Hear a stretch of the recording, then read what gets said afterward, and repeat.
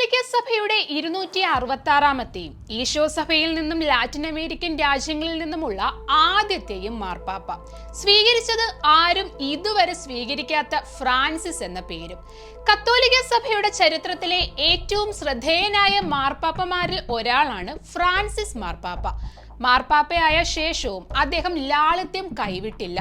ജനപ്രീതിയുടെ കാര്യത്തിൽ ഇതുവരെയുള്ള ഒരു പോപ്പിന് ലഭിക്കാത്ത പിന്തുണയാണ് അദ്ദേഹത്തിനുള്ളത്. അതുകൊണ്ട് തന്നെ അദ്ദേഹത്തിന്റെ ആരോഗ്യനില എല്ലാവരും നിരീക്ഷിച്ചുകൊണ്ടിരിക്കുകയാണ്. നിലവിൽ ഗുരുതരമായി തുടരുന്നതായിട്ടാണ് വത്തിക്കാൻ അറിയിച്ചിരിക്കുന്നത്. രോഗം വൃക്കകളുടെ പ്രവർത്തനത്തെ നേരിയ തോതിൽ ബാധിച്ചിട്ടുണ്ട്. ശ്വാസതടസ്സം കാരണം അദ്ദേഹത്തിന് ഓക്സിജൻ നൽകുന്നത് തുടരുകയാണ്.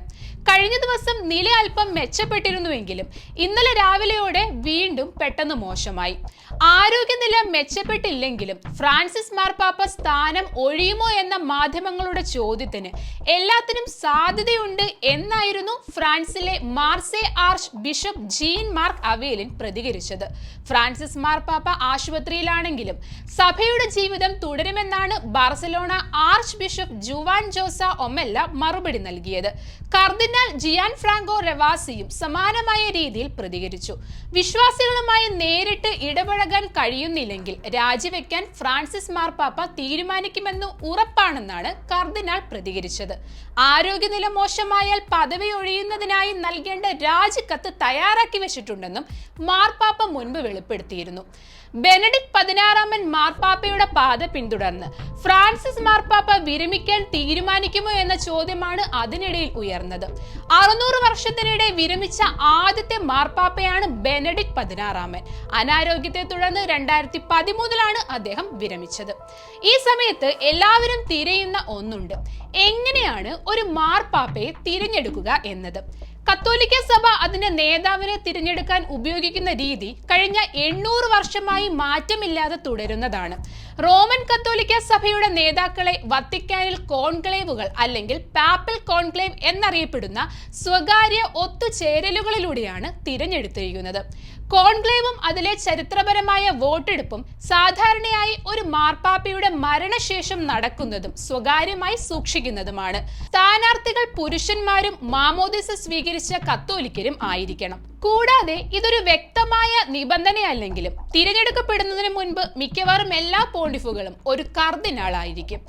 മുൻ പോപ്പ് മരിക്കുമ്പോഴോ രാജിവെക്കുമ്പോഴോ 80 വയസ്സിന് താഴെ ആയിരിക്കേണ്ട 120 കർദിനാൾമാരാണ് പോപ്പിനെ തിരഞ്ഞെടുക്കുന്നത്. ജനുവരി 22 കണക്കനുസരിച്ച് ലോകത്ത് 252 കർദിനാൾമാരുണ്ട്. അതിൽ 138 പേർക്ക് തിരഞ്ഞെടുപ്പിൽ പങ്കെടുക്കാം. 80 വയസ്സിന് മുകളിലുള്ളവർക്ക് പ്രാഥമിക യോഗങ്ങളിൽ പങ്കെടുക്കാം. കോൺക്ലേവിന്റെ ആദ്യ ദിവസം ആരംഭിക്കുന്നത് പ്രത്യേക കുർബാനയോടെയാണ്.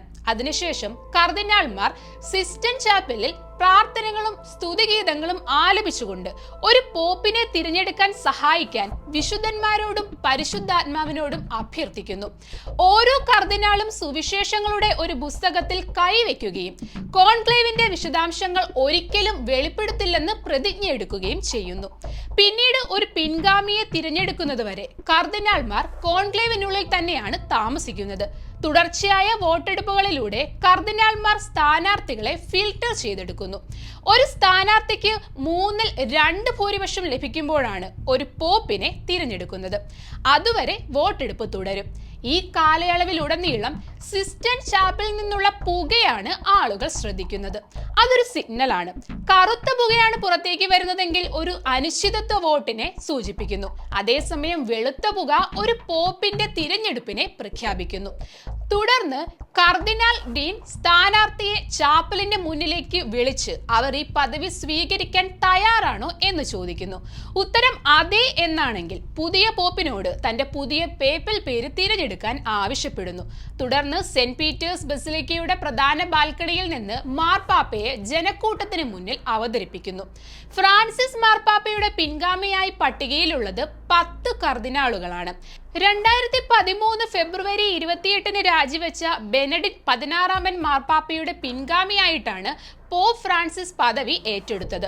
ഒരു മാർപ്പാപ്പയുടെ വിയോഗം ഒരു നേതാവിന്റെ മരണത്തിന്റെ അവസാനം മാത്രമല്ല, കത്തോലിക്ക സഭയെ സംബന്ധിച്ചിടത്തോളം ഒരു വിശുദ്ധ പരിവർത്തനത്തിന്റെ തുടക്കം കൂടിയാണ്. ഗൗരവമേറിയ ദുഃഖാചരണം മുതൽ ചരിത്രപരമായ കോൺക്ലേവ് വരെയുള്ള ഈ പാരമ്പര്യങ്ങൾ സഭയുടെ ആഴത്തിൽ വേരൂന്നിയ ആചാരങ്ങളെയും തുടർച്ചയെയും പ്രതിഫലിപ്പിക്കുന്നു. പുതിയ മാർപ്പാപ്പയുടെ തിരഞ്ഞെടുപ്പ് വത്തിക്കാന്റെയും ആഗോള കത്തോലിക്ക സമൂഹത്തിന്റെയും ഭാവിയുമായി പാരമ്പര്യത്തെ ഇഴചേർക്കുന്ന ഒരു പുതിയ അധ്യായത്തിന്റെ തുടക്കം കുറിക്കുന്നത് കൂടിയാണ്.